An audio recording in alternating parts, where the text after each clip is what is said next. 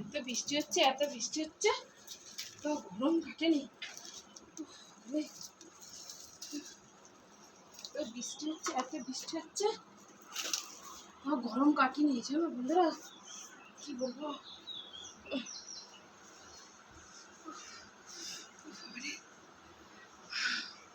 তো নমস্কার সকল বন্ধুকে জানাই সবাই ভালো আছো, সুস্থ আছো। তো আমিও খুব খুব ভালো আছি, সুস্থ আছি। এত এখানে বৃষ্টি হচ্ছে কি বলবো, শুধু এখানে নয়, তোমাদের ওখানে ওইদিকে হয়তো হচ্ছে, কিন্তু একদম গরম কাটছে না, গরমের তাপটা একদম কাটছে না। কালকে রাতে কত বৃষ্টি, সন্ধ্যা থেকে শুরু হয়েছে, এত বৃষ্টি পুরো ভরে গিয়েছিল এখানে। তো দেখতে পাচ্ছ আমি দোকানদারি করতে করতে আমার দোকানের পাশ থেকে একটু হাইওয়ে ওই দিকটা করে একটা হোলসেলার দোকান আছে, সেই দোকান থেকে এলাম। তো চলো আগে একটু আমি ভুলো বলে, বাবা আমাকে একটু জল দাও। তো দোকান বন্ধ করে আমি একটা মার্কেটে চলে গিয়েছিলাম, হোলসেলার মার্কেটে পাশে। তো 2 কিলোমিটার যেতে হবে, সেখানে দোকানের জিনিস কিছু শেষ হয়ে গেলে, টুকটাক তার মানে কিছু শেষ হয়ে গেলে সেখানে আমি যাই। আর বড় মার্কেটে যখন যাই তখন বেশিরভাগ রবিবার দেখে যাই, রবিবারে যখন একবেলা দোকানটা বন্ধ রাখি তখন বেশি বেশি করে মাল কেনার জন্য। তো টুকটাক যদি কিছু অল্প যদি মাল শেষ হয়ে যায় তো ওই হোলসেলার দোকান থেকে নিয়ে আসি। তো আমার এই মালগুলো শেষ হয়ে গিয়েছিলো দোকান বন্ধ করে, এই দোকানে গিয়েছিলাম। দেখতে পাচ্ছি আমি কী কী নিয়ে এসেছি। আর যে ভেন্ডি নিয়ে এসেছি আজকে, এই ভেন্ডিগুলো দেখি কি রান্না করব। এই ভেন্ডিগুলো দেখি খুব টাটকা একদম, ওখানে একদম মাঠ থেকে চাষিরা সবজি তুলে নিয়ে এসে ওখানে হোলসেলার দেয়, পাইকারি দেয়, তার মানে দেখতে পাচ্ছ খুব টাটকা একদম ভেন্ডিগুলো। তো এইগুলো দোকানের জন্য সব নিয়ে এসেছি, দেখতে পাচ্ছ।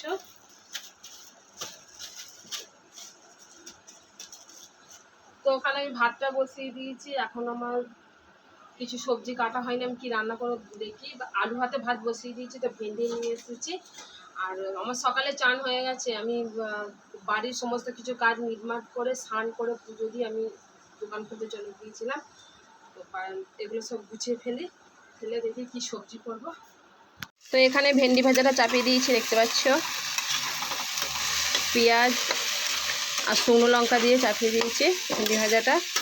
আর এখানে দেখো এটা তরকারির জন্য রেখেছি, পেঁয়াজটাও কেটেছি।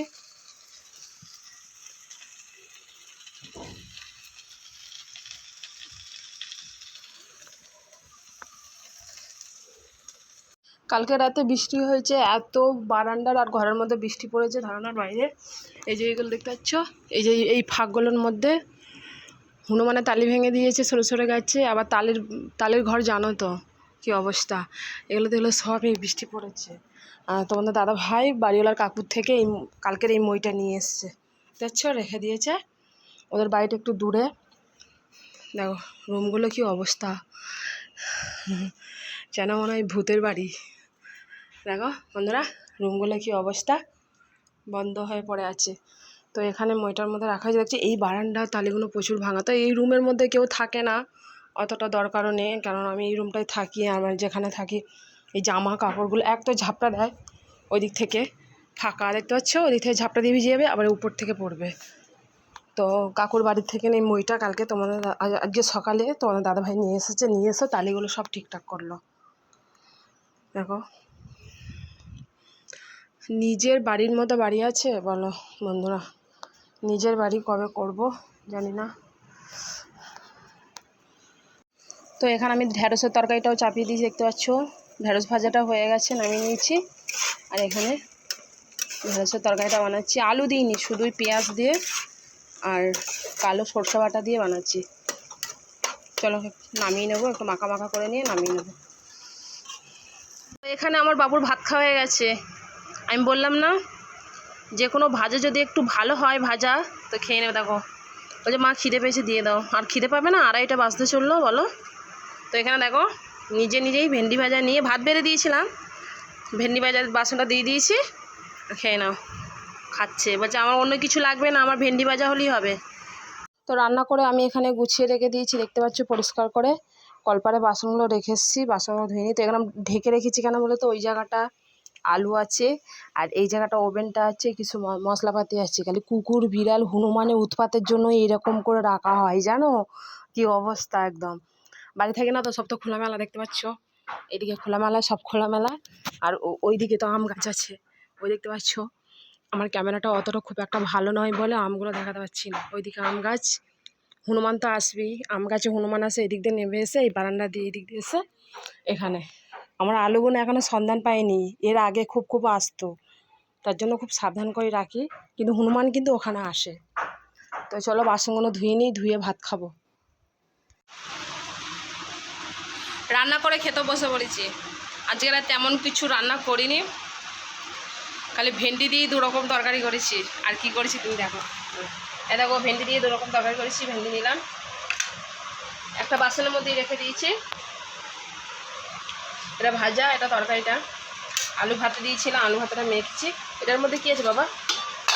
ও এটা হচ্ছে আমের যে চাটনিটা কালকে বানিয়েছিলাম, তো রেখে দিয়েছিলাম। ভালোই আছে, ভালো আছে বাবা, খেয়েছো দেখেছো? ভালোই আছে, টক জিনিস তো ভালোই থাকবে, খারাপ হবে না। তো চলো, আজকে আর বেশি কিছু করলাম না, ডাল বা অন্য কিছু তরকারি করে নিই। এই যে ভেন্ডি তরকারি আর আলু ভাতে।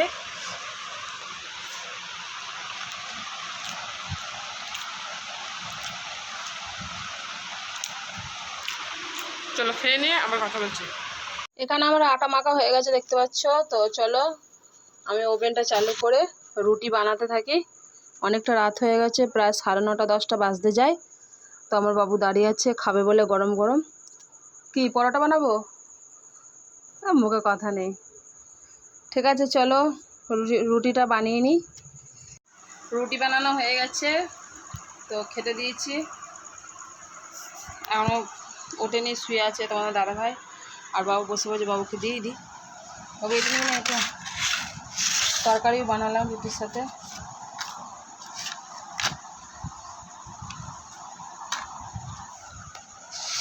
এই আসো আসো, খেয়ে না।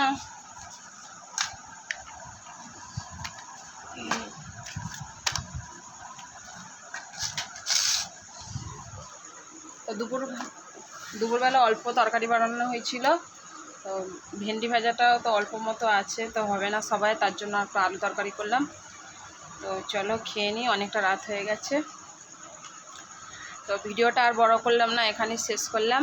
ভালো লাগলে লাইক কমেন্ট শেয়ার সাবস্ক্রাইবার অবশ্যই করবে বন্ধুরা। তোমরা সবাই খুব খুব ভালো থেকো, আমাকেও ভালো রেখো, আমি তোমাদের ভালো রাখবো, তোমরা আমাদের ভালো রাখবে। আর খুব খুব পাশে থেকো, আমিও খুব খুব পাশে থাকবো। তো সবাইকে জানাই শুভরাত্রি, টাটা, বাই বাই।